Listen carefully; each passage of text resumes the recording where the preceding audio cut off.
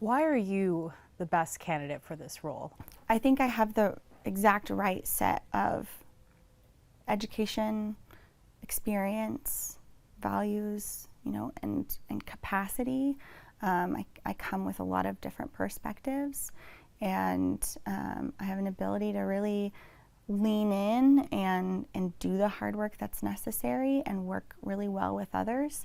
And I have shown over my life that this is what I live and breathe. I am a public servant. I do social services as every waking breath, and that's not going to change whether I'm on the city council or I'm not. I wake up every day and I fight for our community, and I fight for the people who are in it, to help them live a better life. And so, I can put that passion to work, and I can make a lot of good changes. And so I definitely think I'm the best person for the job, and that's going to be up to the voters. So I have been in Eugene since 1998. I'm rooted here. I know this town. I've lived in nearly every ward. I didn't just move here. I listen to the people. I hear them. I have common sense dialogue that I want to bring to the table. And what I've seen at council is when we did have a recall because people weren't being heard, they didn't feel like there was movement towards progress of fixing problems in Eugene that we have progressively seen happening. I have solutions. I am common sense oriented. I look at the facts, the who, what, whens, wheres, and whys, and then figure it out. And that is kind of the science background in me, is researching. I want to research. I want to recreate the wheel. So what have we done that hasn't worked, and why are we continuing down that path? Let's do something that works now. And I have a lot of ideas, and some good counselors that are on those seats have a lot of ideas. And then the people that live in Ward 7 have amazing ideas. They have lived there. Some of them homesteaded there for 30, 40 years.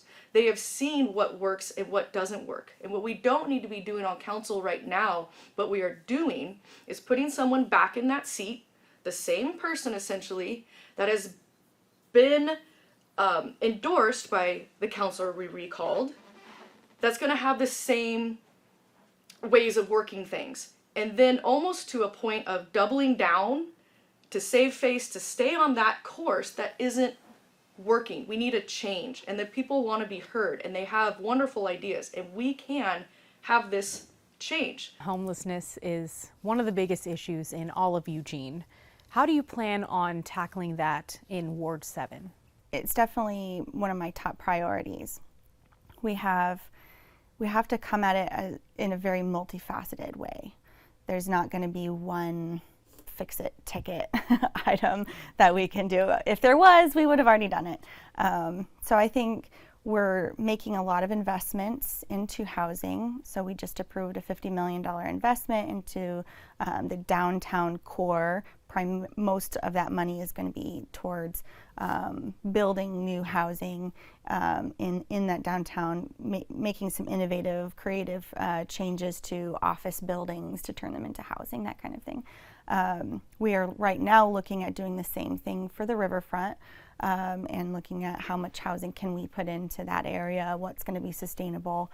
And I think we are 10,000 units short, it's an estimated, to meet the need of housing in our community right now. And that number is just going to keep growing if we don't continue to work to meet that demand. And we need all types of housing. We need the big market rate complexes. We need affordable housing. We need permanent supported shelter. We need creative, innovative projects, and to incentivize things like creating more ADUs. We need to think outside the box, and we need to work together as a whole community. We need to get businesses, nonprofits, government, just a real intersectional community of leaders together to think creatively and address the need for actual physical housing.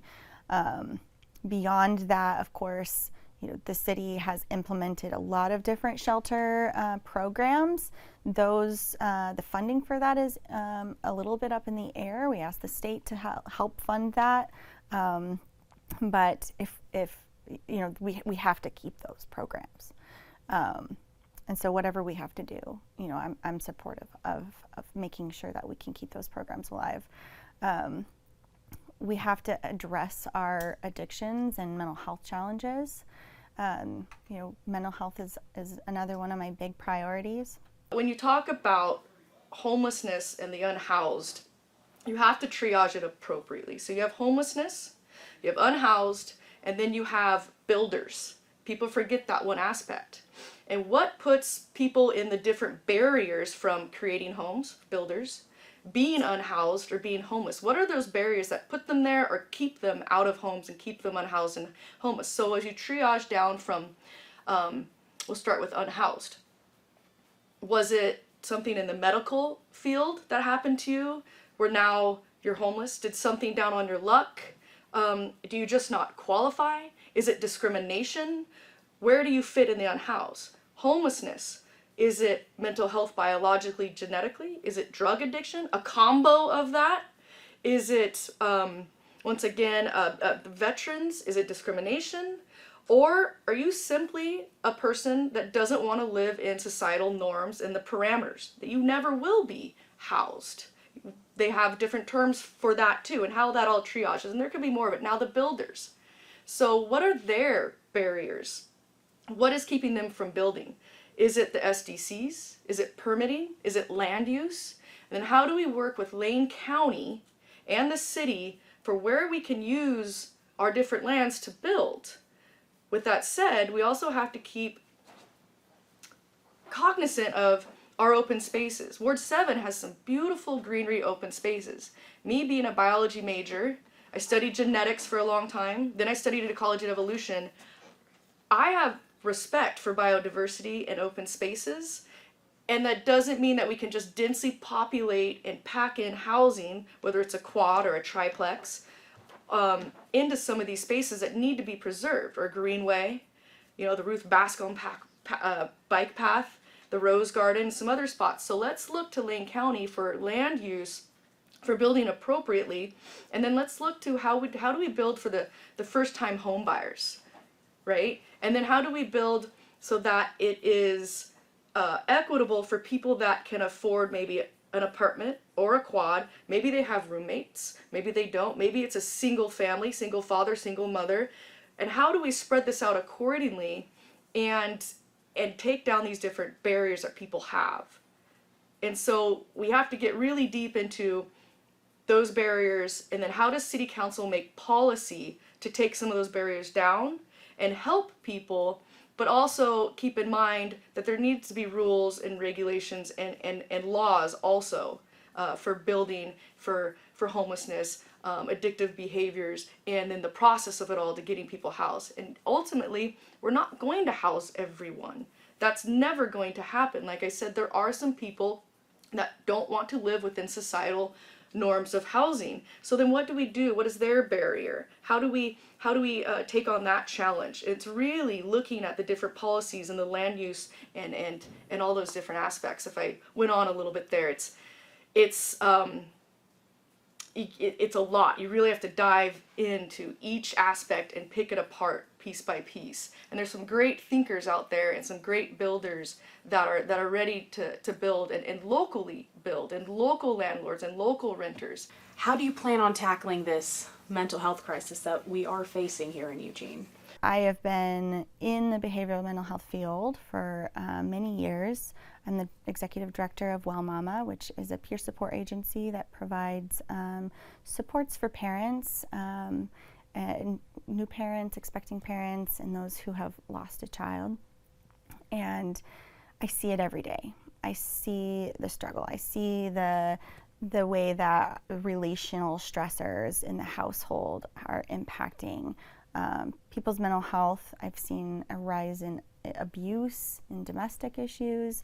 I've seen a lot of, in particularly since COVID, the impact of isolation and the trauma that we all kind of experience together. And I think the barometer in our community is how are our children doing? And the report isn't good. our rates of attempts for suicide in our teenage population are very, very concerning. I worked with the Child Center as their business development director, and I saw the reports every day, right? Their business is children's mental health. And so because children reflect the mental health of their parents, we can see when we look at our kids, how are they doing? If they're not doing well, then we really need to make some adjustments in our community. How are we supporting families? How are we supporting people in general? And I'm going to do whatever I can. I think we have wonderful nonprofits that work, that need to continue to be budgeted and then have measurable progress to helping people in mental health and crisis. We have wonderful chief of police, Chief Skinner, and his captains and his whole team. And what we need to look at is our different crisis center, whether it's the Buckley House, or the crisis intervention center that they want to build downtown. I think is wonderful, so that our first responders can respond accordingly to if it's a mental health crisis, or is it a crime, or is it a structural fire, or somebody in a medical need, and then take people that are in mental health crisis and bring them to centers that are appropriate. Taking someone to a hospital isn't always appropriate. Taking them to jail isn't appropriate. And it bogs down our first responders as well for the intake and the check-in for hours on end when there could be fighting crime. So what I'm getting at is we're going to have, hopefully, and we need to support as a community, different crisis centers, like the one downtown, for first responders to utilize, people to utilize. The Buckley House is great. Places like that. I'd like to see one over also near Washington Jefferson Street Bridge, almost like little safety hubs. So in the last election, you received less votes than your competitor. How have you changed your strategy? Yeah, so in a special election, it's already difficult to get people to know there's an election going on, and in a special one, they're not expecting it on an off year. And so what I've changed a little bit is getting people to know, not now is the time to vote. This is an election. This is who I am. Going to all those community events, going to any interview that I possibly can to get myself out there so they know who I am. I want to be in everyone's living room, knocking on those doors, sign waving, whatever I can, grassroots, so that they realize that this is a beautiful nonpartisan position for a nonpartisan person. Because I want outcome, measurable outcome from common sense, and I'll be there and I'll listen. And so that's kind of the change in just the couple percents in a low turnout vote, such as a special election, that I'm trying to get out there and gain those couple percents to show people this is who you want in that seat. If we want change, we want progress, I'm your candidate. I'm the one that needs to be in that seat. You were voted to be the interim city council member. What has that experience been like for you? Yeah, I mean, it was really overwhelming at first. There was a lot to learn, but my overwhelming feelings were really of appreciation and honor and privilege to be able to sit in that seat and make a lot of really big decisions that have been impactful. So I don't take that lightly. I've taken it very seriously. I do the hard work, the research, and learning in depth about all of these different issues. So when I get to that table on council and I have to make those decisions, I want them to be a very informed decision that I've thought in depth about how that decision is going to impact the community members, and in particular those who don't often have a voice. So we have a lot of people in our community that I am representing that don't have the ability to stand up and speak up for themselves. Our children, our parents who are in overwhelm all the time, our elders, and people who have been historically marginalized and don't often have a voice at that table. I want to be there to speak for them. Was there one particular measure or bill that in those topics that you're discussing now that you're more proud of? I think I was really proud of myself. I had only been on council for about, I think, 3 weeks. So I was still in this like deer in the headlights phase. And we had the opportunity to pass a noise ordinance because there was some industrial noise going on in the River Road area that was really being bothersome and affecting people's health and mental health. It was very loud and it had this vibration quality to it. And they'd been fighting against this for almost 2 years. So not only did I help pass that, I passed it as an emergency measure, which eliminated this time frame where they would have to adjust and make changes. I said, no, let's do this right now because they've had 2 years to fix this, and our people don't need to wait any longer. And so I think, to me, it's seeing a need in the community and then being able to like fix it.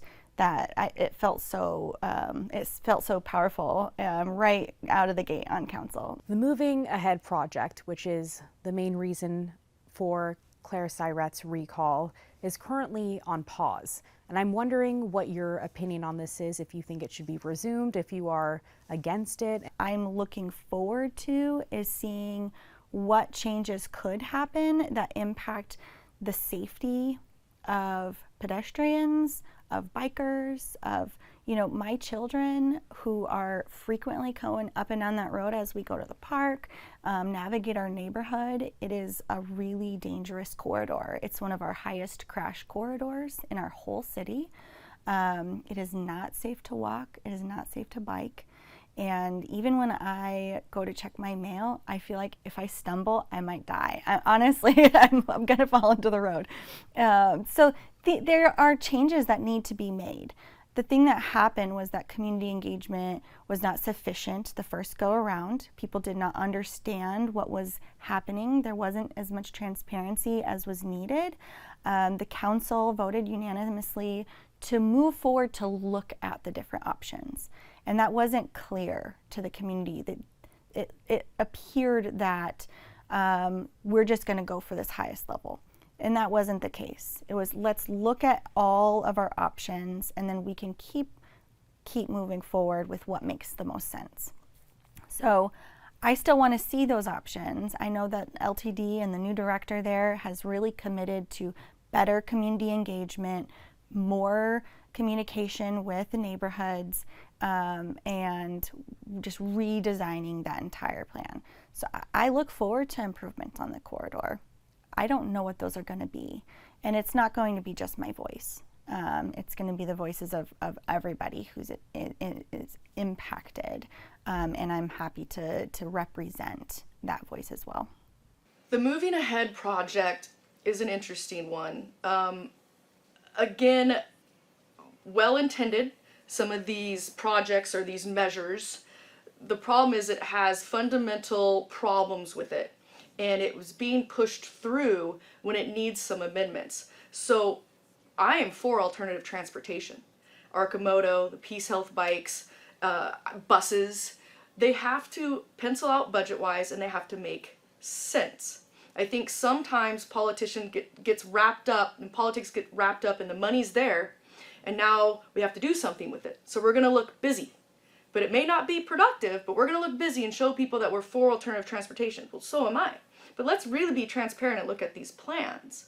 How do these plans actually help ridership? How do they attract more riders? Are they taking away lanes that doesn't make sense, that working families use? That first responders have come out and said, do not take away these lanes on this road. That's a safety problem. So what I would do is tackle LTD, and Moving Ahead, they have said is tabled.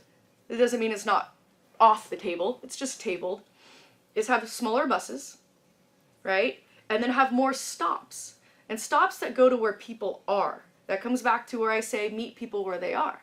Whether it's going down River Road, some of the county roads, so that you're picking an ADA person up closer to their home, picking up an elderly person closer to their home, a student, and then have the stops so they make sense to going to Lane Community College and not just stopping at 8 p.m. or 9 p.m.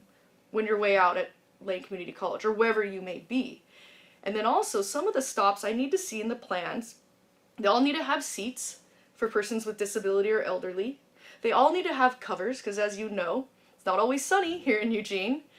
And when you ask LT to add these simple things, and I'm talking LTD now, not EMX or the moving ahead, these simple things, the response is that they need at least 15 stops at that stop a day to have a seat and a cover. How is that progressive to having more ridership when we can't do something as simple as that? So I need to see transparent plans for alternative transportation that budget out, that make sense, that aren't taking away lanes that don't make sense and would cause a safety hazard. And then let's talk about it. Then let's move forward with something that makes sense, because we're not anti-transportation. We're just anti a plan that doesn't make sense fully. And we can't continue to push things through that don't meet every objective. Let's not do that.